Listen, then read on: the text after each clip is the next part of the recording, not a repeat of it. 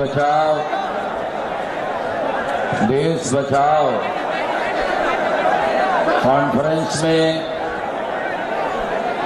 Rally में आप सभी लोग बिहार के कोने कोने से यहाँ आए हुए हैं।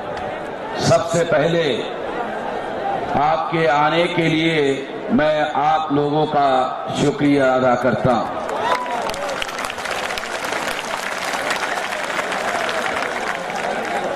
देश बचाओ और दीन बचाओ की ये जो कॉन्फ्रेंस है, देश में ऐसे हालात में हो रही है, उस हालात को जो देश में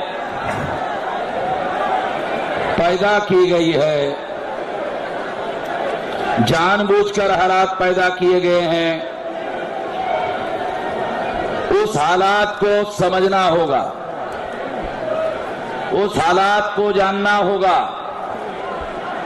उस परिस्थिति को जानना होगा। यदि आप उस परिस्थिति को बदलना चाहते हैं,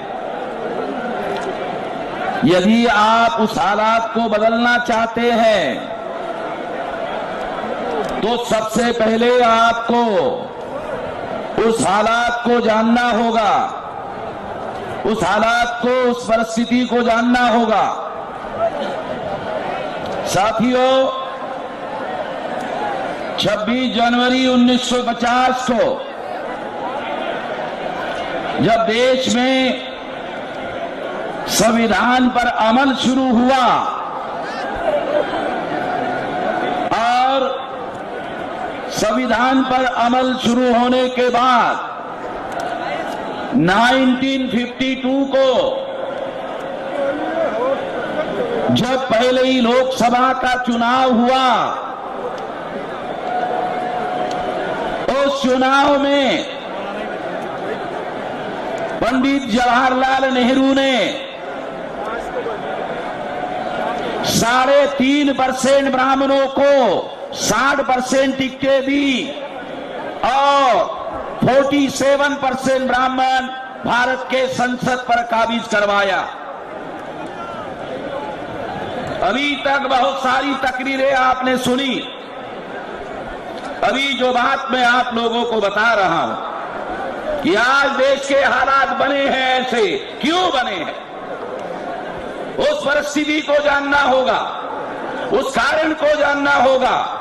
आप बीमारी का इलाज करना चाहते हैं और कारण नहीं जानना चाहते, कैसे इलाज करोगे? तो कारण जानना होगा।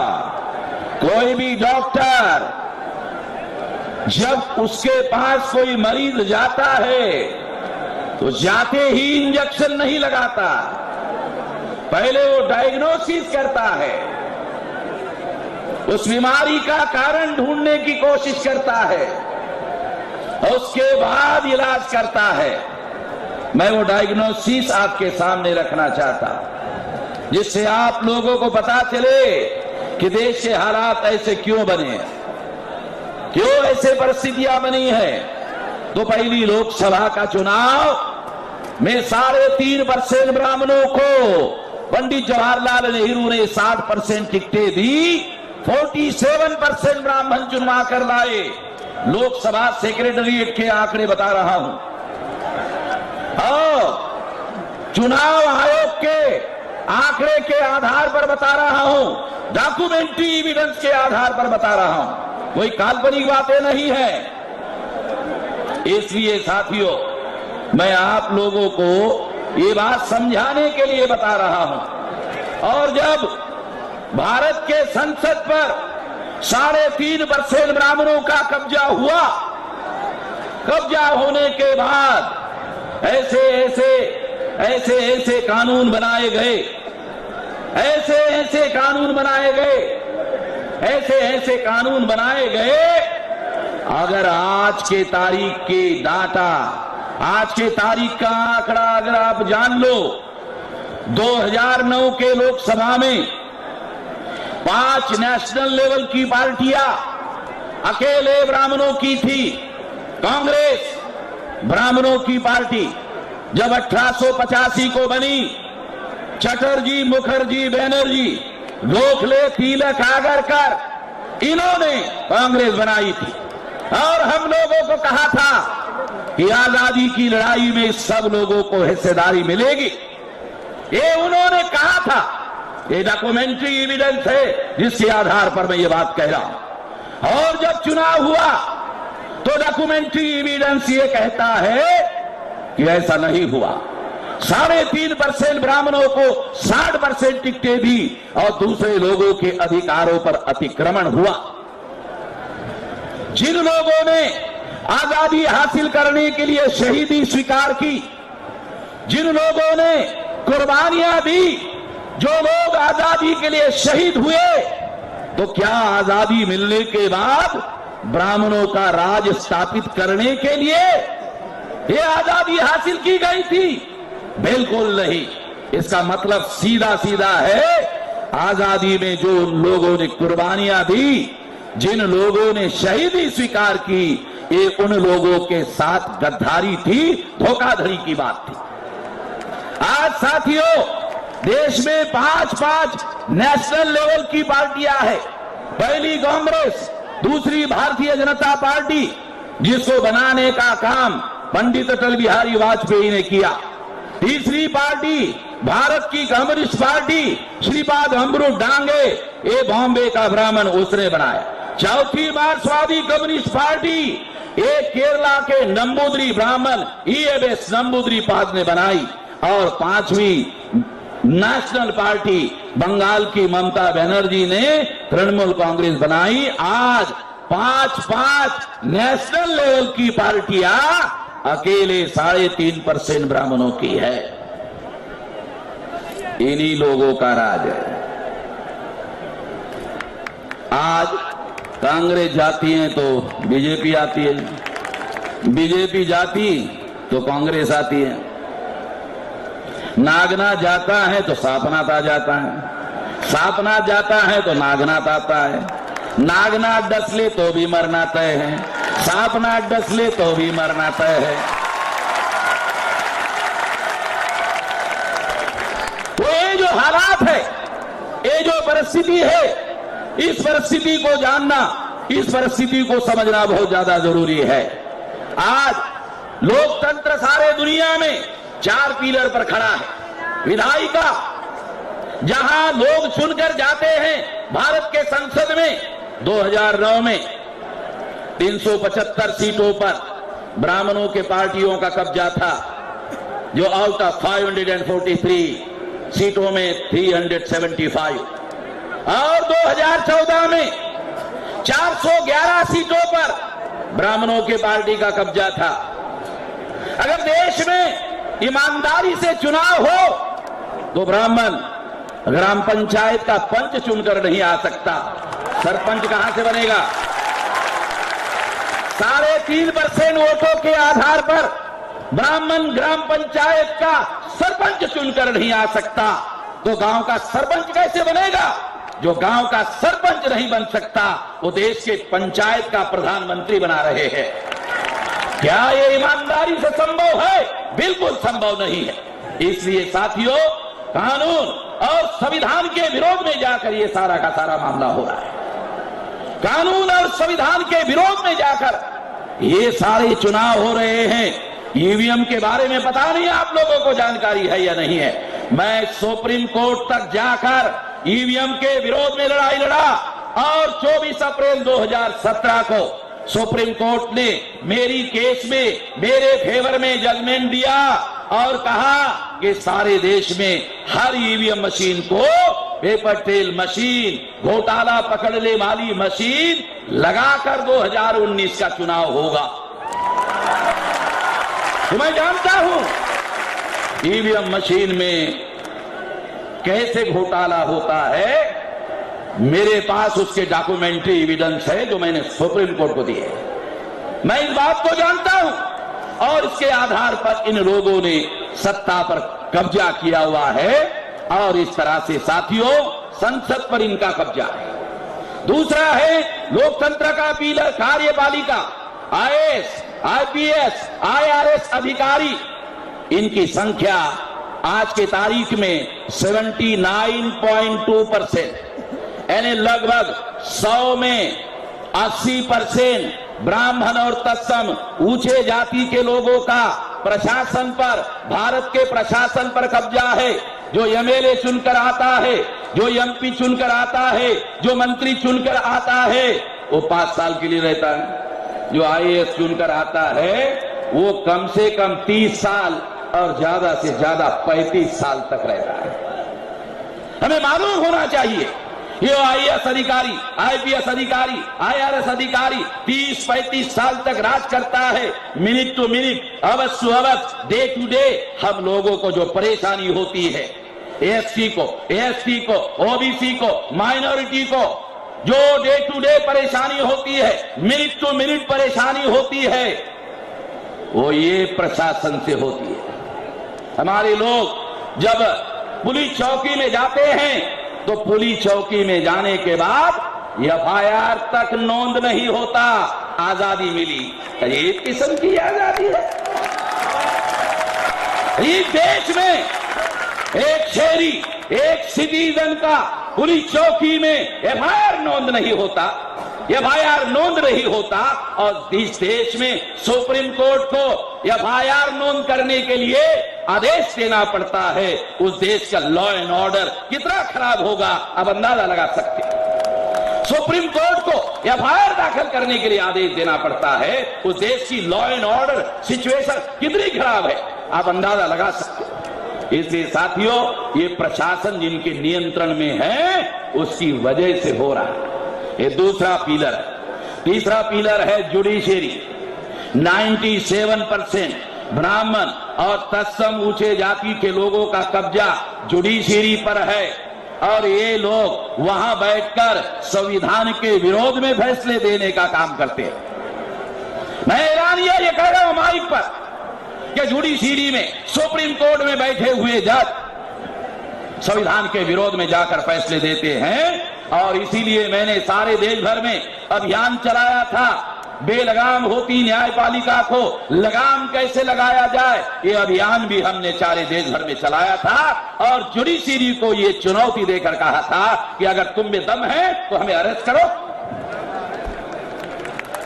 कोई अरेस्ट नहीं करता क्योंकि हम जानते हैं कि गांधी जी जेल में जाते जाते महान हो गए थे। महान नहीं थे, वो जेल में जाते जाते महान हो गए थे। अगर उन्होंने हमें जेल में डाला तो हम थोड़ी छोटे होंगे, हम भी महान हो जाएंगे। हम कौन से छोटे होने वाले हैं? हम कोई चोरी चकारी करके थोड़ी जेल में जाने वाले। हम भी जनता के हक के लिए, जनता के अधिकारों के लिए, संविधान के अमल के लिए जेल में जाने की बात कर रहे हैं। तो कोई गलत बात थोड़ी है। इसलिए साथियों, ये जुडिशरी जो है वो भी उनके कब्जे में है। चौथा पिलर है लोकतंत्र का, वो है मीडिया। मीडिया 4 प्रकार का है। इलेक्ट्रॉनिक मीडिया ब्राह्मण बनिया के कब्जे में। आप लोग मीडिया के बारे में जोर से आवाज कर रहे हो, इसका मतलब मैं यही समझता हूं कि मुसलमानों को मीडिया के बारे में मेरे से ज्यादा जानकारी है। मीडिया मुसलमानों के बारे में कितनी बदमाशी का काम करता है। जो मीडिया अपने को राष्ट्रीय कहता है, नेशनल, जो मीडिया अपने को नेशनल मीडिया कहता है, मैं उस मीडिया को टॉयलेट मीडिया कहता हूं। ये मीडिया टॉयलेट पेपर है। यूरोप और अमेरिका में लोग जब टॉयलेट में जाते हैं तो वहां पिछवाड़ा पोंछने के लिए कागज होता है। तो भारत का जो अखबार है वो टॉयलेट पेपर है। ये पिछवाड़ा पोंछने के लायक पेपर है। आप लोग जानते हैं इतनी घटिया किस्म की पत्रकारिता इस देश में होती है और हम जानते हैं। तो इलेक्ट्रॉनिक मीडिया ब्राह्मण बनिया के कब्जे में। प्रिंट मीडिया जहां अखबार और खबरें छपती है, किताबें छपती है, वो भी उनका भी कब्जा है।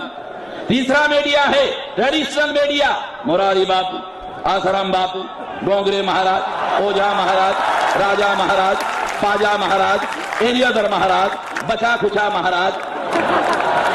लोग कहते हैं ये संत है। अरे काय के संत है? ये लोग ब्राह्मणवाद के प्रचारक है, ये मीडिया कर्मी है इनके, और इन्होंने इनका कब्जा किया हुआ है। ये तीसरा मीडिया। चौथा मीडिया है वोकल मीडिया, जो मैं माइक पर बोल रहा हूं, उसके लिए भाषा का, बोली का उपयोग किया जाता है। इस देश के मूल निवासी 7,500 बोलियां बोलते हैं। बोलियों को भारत में मान्यता नहीं है।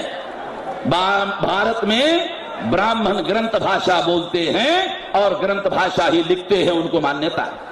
उनको मान्यता है। हमारी 7,500 बोलियों को मान्यता भारत में नहीं है। इस तरह से सारा मीडिया उनके कब्जे में है। लोकतंत्र के 4 पिलर, विधायिका पर ब्राह्मण का कब्जा, कार्यपालिका पर ब्राह्मण का कब्जा, मीडिया पर ब्राह्मण का कब्जा, और ट्रेडिशनल मीडिया या सारा मीडिया पर ब्राह्मण का कब्जा, जुडिशरी पर ब्राह्मण का कब्जा। इसका मतलब यह है कि लोकतंत्र के 4 पिलर पर ब्राह्मण का कब्जा। अगर लोकतंत्र के 4 पिलर पर ब्राह्मण का कब्जा हो गया है तो देश में लोकतंत्र का है, देश में तो ब्राह्मण तंत्र है। मैं तो चुनौती देकर कहता हूं, किसी को भी चुनौती देकर कहता हूं कि जो डाटा मैं आपको बता रहा हूं कोई इसे गलत साबित कर दे,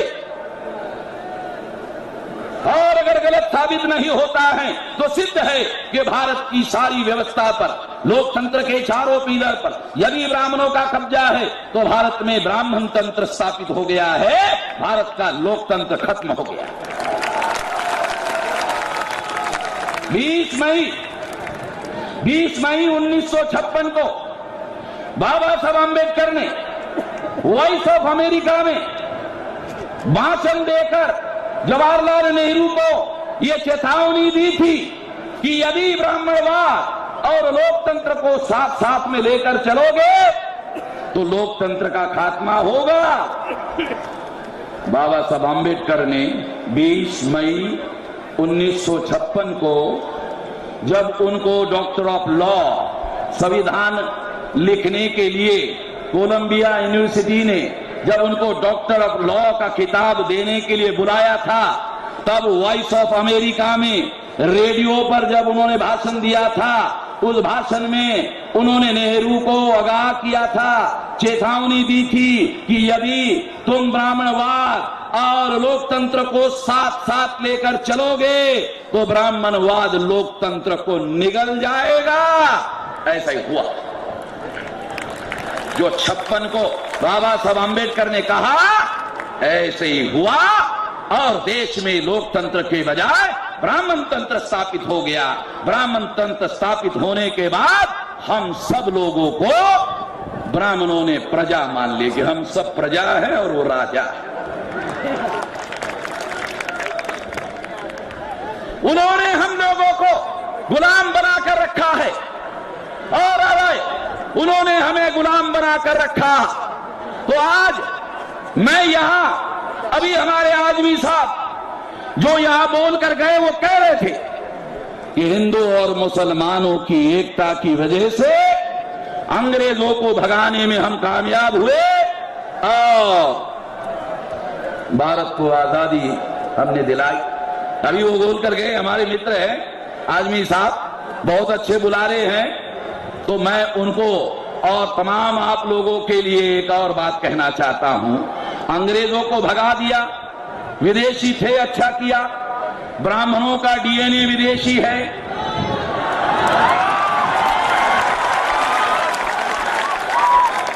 यहूदियों का डीएनए और ब्राह्मणों का डीएनए एक है।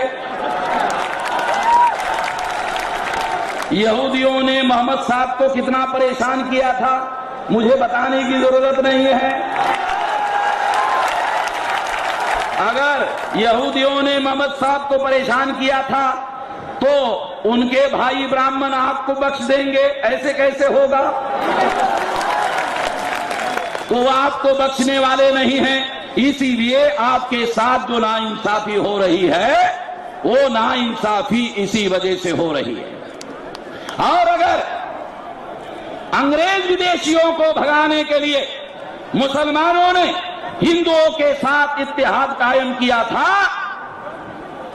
तो ब्राह्मण जो विदेशी है उसको भगाने के लिए दोबारा इत्तेहाद करना होगा। और अगर आप ऐसा नहीं करोगे तो इस हालत में कोई परिवर्तन होने वाला नहीं है। ऐसा करना होगा। और ये करने के लिए क्या करना होगा? शेड्यूल कास्ट के लोगों के साथ जो 2-3 हजार साल के मजलूम हैं, शेड्यूल ट्राइब के लोगों के साथ जो 2-3 हजार साल के मजलूम हैं, बैकवर्ड क्लासेस के लोगों के साथ जो 2-3 हजार साल के मजलूम हैं, हम लोग 3000 साल के मजलूम हैं। आप लोग 14 अगस्त 47 तक मजलूम नहीं थे। मुसलमान 14 अगस्त 47 तक मजलूम नहीं थे। 15 अगस्त से नेहरू ने बनाना शुरू कर दिया। ये बात आपको समझ में नहीं आएगी, जल्दी नहीं आएगी, आएगी तो मेरे पास सारा डाटा है, सारा फैक्ट है। कांग्रेस के राज में 65,000 फसादात हुए, कई लाख मुसलमान मारे गए। माइनॉरिटी कमीशन का रिपोर्ट है, मेरे घर का रिपोर्ट नहीं है। माइनॉरिटी कमीशन का रिपोर्ट है।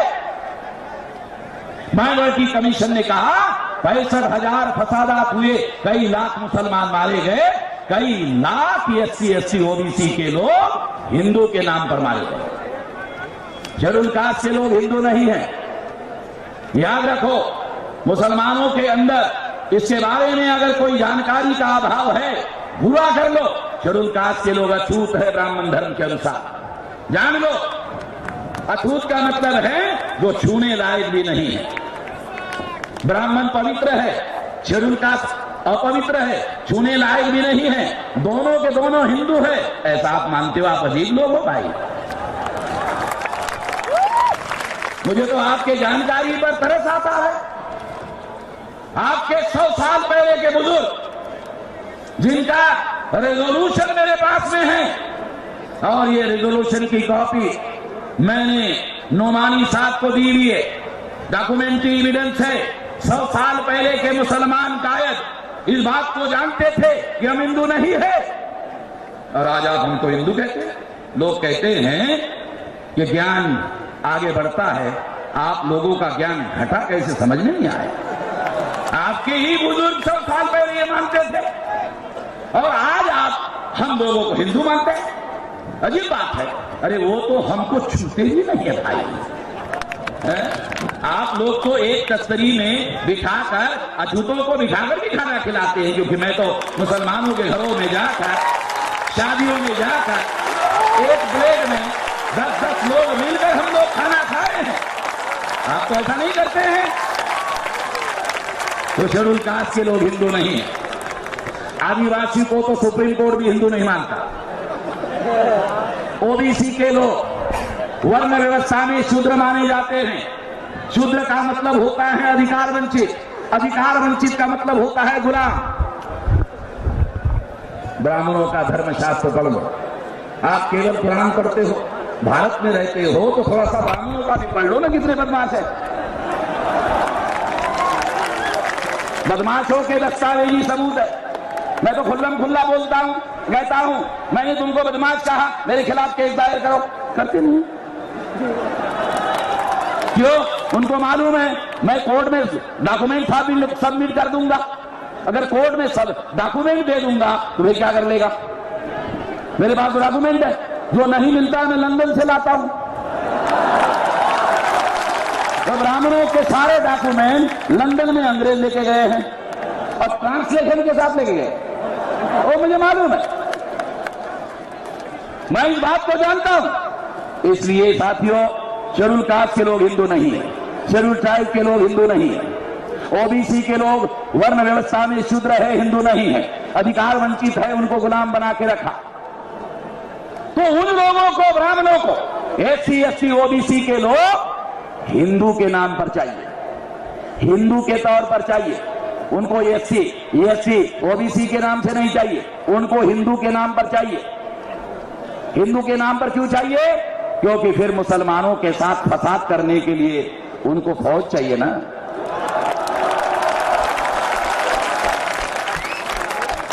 आप लोगों ने कभी किसी फसाद में सुना कि फसाद में तिवारी मर गया, पांडे मर गया, चतुर्वेदी मर गया, त्रिवेदी मर गया, द्विवेदी मर गया? सुना कभी? कभी नहीं सुना होगा। क्यों नहीं मरता है? अरे तो फसाद का प्लानिंग बनाने वाला आदमी मरेगा कैसे भाई? कम से कम प्लानिंग बनाने वाला अपने बचाने का भी तो प्लानिंग बनाएगा, इतना तो गधा नहीं होगा। इसलिए आपने कभी ये नहीं सुना होगा जब फसाद होता है तो आमतौर पर एससी ओबीसी वर्सेस मुसलमान का होता है। और वो भी कैसे होता है, कैसे करवाया जाता है? मैं आपको एक किस्सा बताता हूं। भारत पाकिस्तान का क्रिकेट मैच होता है। क्रिकेट मैच में पाकिस्तान जीत जाता है। जीतने के बाद वे ब्राह्मण एससी ओबीसी के बस्ती में आता है और आकर क्या कहता है? कहता है एससी ओबीसी को मोमिनपुरे में पटाखे फूट रहे, मोमिनपुरे में पटाखे फूट रहे। अभी हमारे लोग जो एससी ओबीसी के लोग तो जाहिल लोग हैं, और जो थोड़े बहुत पढ़े लिखे हो तो आधे पढ़े लिखे हैं। तो जाहिलों से तो आधे पढ़े लिखे लोग ज्यादा खतरनाक होते हैं। तो या तो हमारे लोग जाहिल है या तो आधे पढ़े लिखे लोग हैं। तो वो पंडित को पूछते, पंडित जी मोमिनपुरे में पटाखे फूट रहे हैं तो हमको तो समझ में नहीं आ रहा आप क्या कहना चाहते हैं। तो बोलते अरे तुम तो गधे के गधे रह गए भाई। अरे क्रिकेट में पाकिस्तान जीत गया, ये जो मुसलमान है ये भारत में रहते हैं, यहाँ का खाना खाते हैं, यहाँ का पानी पीते हैं, यहाँ की सब कुछ लेते हैं, और पाकिस्तान जीतता है तो पटाखे फोड़ते हैं। तो जो आधा, अरे सुनो भाई पूरी बात सुनो, जो हम कह रहे हैं आप बात तो सुनो ना, हम सही नहीं कह रहे हैं, हम साजिश समझा रहे हैं, इसके लिए उदाहरण दे रहे हैं। फिर वो हमारा जो आदमी एससी ओबीसी का होता है वो पंडित जी को पूछता है कि पंडित जी अगर ऐसा है तो फिर क्या करें?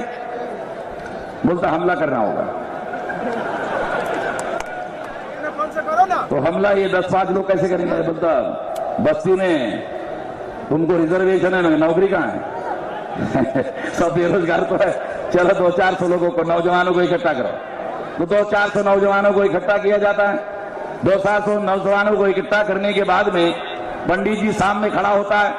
सामने खड़ा होने के बाद में वो 2-4 लोगों को लेके जाता है, और जब मोमिनपुरा नजदीक आता है तो पंडित जी कहता है वो देखो मोमिनपुरा, ठीक है, और पीछे आ जाता है।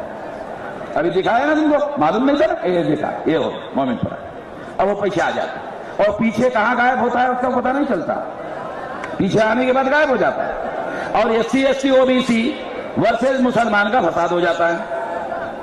एससी ओबीसी वर्सेस मुसलमान का फसाद हो जाता है। जब फसाद होता है तो दूसरे दिन के अखबार में वही पंडित जी खबर लगाता है, और खबर में क्या लिखता है? हिंदू मुसलमान का फसाद। फसाद तो एससी ओबीसी वर्सेस मुसलमान का हुआ, फसाद तो हिंदू मुसलमान का नहीं हुआ, फसाद तो एससी ओबीसी वर्सेस मुसलमान का हुआ। अखबार में लिखा हिंदू मुसलमान का फसाद, तो हमारे लोग जब दूसरे दिन टीवी पर खबर पढ़ते हैं, क्योंकि अनपढ़ और गवारों को पढ़ने की जरूरत नहीं होती है टीवी में तो सुनने की जरूरत होती है। जब वो सुनता है तो सुनने के बाद उसको पता चलता है हिंदू मुसलमान का फसाद, तब उसको लगता है अच्छा हम हिंदू हैं, हम हिंदू हैं, हम हिंदू हैं। उसको पता ही नहीं रहता हिंदू। क्यों? क्योंकि जब रिजर्वेशन पर अमल करने का मामला आता है तो ब्राह्मण एससी ओबीसी को क्या कहता है? तुम्हारे पास मेरिट नहीं है। बोलता मेरिट नहीं है क्या मतलब? लायक नहीं है। अच्छा लायक नहीं, क्या कहना चाहते पंडित जी? अरे लायक नहीं का मतलब नालायक हो भाई तुमको कैसे नौकरी मिलेगी? तुम्हारे पास मेरिट नहीं, इसका मतलब लायक नहीं। लायक नहीं का मतलब तुम नालायक हो। गाली देते एससी एसटी ओबीसी को रिजर्वेशन अमल करना है तो कहते हैं तुम नालायक हो, मगर फसाद करने के लिए, मुसलमान को मारने के लिए, मुसलमान को जलाने के लिए, मुसलमान को काटने के लिए बढ़िया हिंदू, मुसलमान को मारने के लिए बढ़िया हिंदू, नौकरी देनी नालायक। इसका मतलब आप लोगों को मैं समझाना चाहता हूं कि जो एससी एसटी ओबीसी के लोग हैं वो हिंदू नहीं हैं, वो मुसलमानों को मारने के लिए, काटने के लिए, फसाद करने के लिए ब्राह्मणों को फौज के तौर पर चाहिए, इस्तेमाल करने के लिए चाहिए। जिनका इस्तेमाल होता है उनका न यहां कल्याण होता है न वहां कल्याण होता है, उसका तो कहीं कल्याण होता नहीं है, उसका तो केवल सत्यानाश होता है। इसलिए साथियों, एससी एसटी ओबीसी के लोग हजारों सालों के मजलूम हैं। मुसलमान 15 अगस्त 47 से मजलूम बनाना शुरू कर दिया और सच्चर कमीशन ने कहा मुसलमानों की हालत शेड्यूल कास्ट से भी बदतर हो गई है। प्रशासन में 14 अगस्त 47 को 33% मुसलमान थे और अभी 2.5% है। 14 अगस्त 47 को मुसलमान प्रशासन में 33% थे, अब कितने हैं? 2.5% है, बराबर है।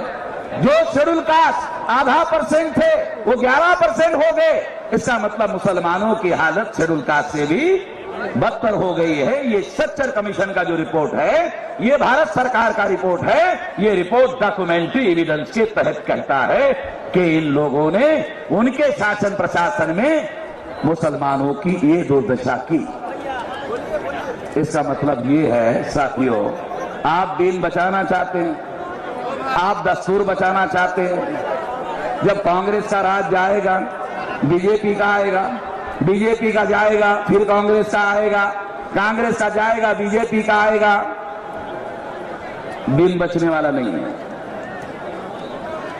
एक जालिम जाएगा और दूसरा जालिम आएगा। ध्यान से सुन लो, एक जालिम जाएगा और एक जालिम आएगा। जालिम के आने जाने से समस्या का समाधान होने वाला नहीं है, क्योंकि एक जालिम का विकल्प दूसरा जालिम नहीं हो सकता। एक जालिम का विकल्प दूसरा जालिम नहीं हो सकता। इसलिए साथियों, इस देश में आप आजाद भारत में मजलूम बना दिए गए हो। हम लोग आजाद भारत में नहीं 3000 साल के मजलूम हैं, आप आजाद भारत के मजलूम हैं। मजलूम और मजलूम का इत्तेहाद होना चाहिए।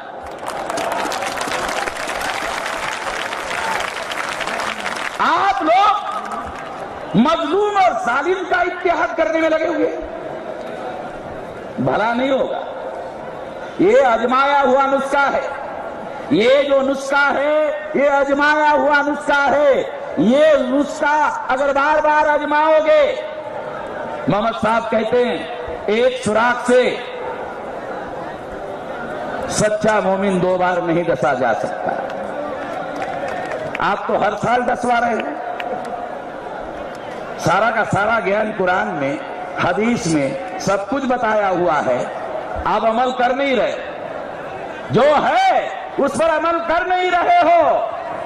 अमल से किरदार बनता है, अमल से चरित्र बनता है, अमल से ताकत आती है, अमल से शक्ति आती है। अगर आप मजलूम हैं आजाद भारत में, तो हम 3000 साल के मजलूम हैं। मजलूम और मजलूम का इत्तेहाद कायम करोगे तो नेचुरल दोस्ती होगी। मजलूम और जालिम की दोस्ती नेचुरल नहीं होती। सांप चूहे के बिल में घुस जाता है। आपने सुना कभी सांप घर बनाता है? कभी सुना? सांप घर नहीं बनाता। सांप चूहे के घर में घुस जाता है, चूहे को निगल जाता है और चूहे के घर पर कब्जा कर लेता है।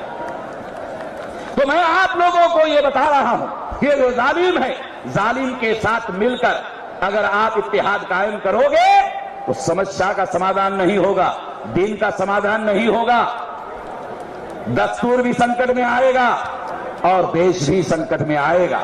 मैं आपको आखिरी बात कहकर अपनी बात समाप्त करना चाहता हूं। साथियों, हम लोग SC ST OBC के लोग, आप यहां मुसलमान इकट्ठा हुए, SC ST OBC के लोगों के तरफ से हम लोग इस बात के सबसे ज्यादा विरोधी है कि मुसलमानों के जो पर्सनल लॉ है, केवल मुसलमानों के नहीं, क्रिश्चियनों के भी पर्सनल लॉ है, सिखों के भी पर्सनल लॉ है, आदिवासियों के भी पर्सनल लॉ है। पता नहीं होगा आप लोगों को, आदिवासियों के भी पर्सनल लॉ है। और जब कॉमन सिविल कोड बनाने का मामला नरेंद्र मोदी के द्वारा उछाला गया था, तो हमने मुस्लिम पर्सनल लॉ बोर्ड के साथ मिलकर आदिवासियों की केस सुप्रीम कोर्ट में डाली थी। वली रहमानी साहब यहां उपस्थित है, वो जानते हैं, हम लोगों ने मिलकर ही ये काम किया था। और इस वजह से कॉमन सिविल कोड को हाथ लगाने की उनकी हिम्मत नहीं हुई और इसलिए वो ट्रिपल तलाक की तरफ झुक गए। इसका ये राय कॉमन सिविल कोड के बजाय वो ट्रिपल तलाक की तरफ झुके जब हमने सुप्रीम कोर्ट में उसको चैलेंज किया।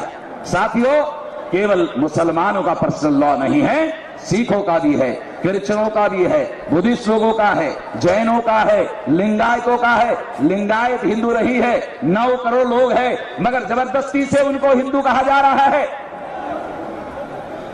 साथियों, इन लोगों के विरोध में जबरदस्ती से अगर उनके पर्सनल लॉ में दखलंदाजी की गई तो देश की एकता खतरे में पड़ जाएगी, देश की यूनिटी एंड इंटीग्रिटी खतरे में पड़ जाएगी।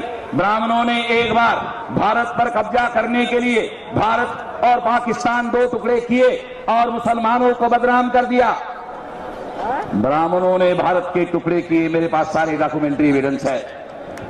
भारत पर कब्जा करने के लिए ब्राह्मणों ने भारत और पाकिस्तान का विभाजन किया और मुसलमानों को बदनाम किया।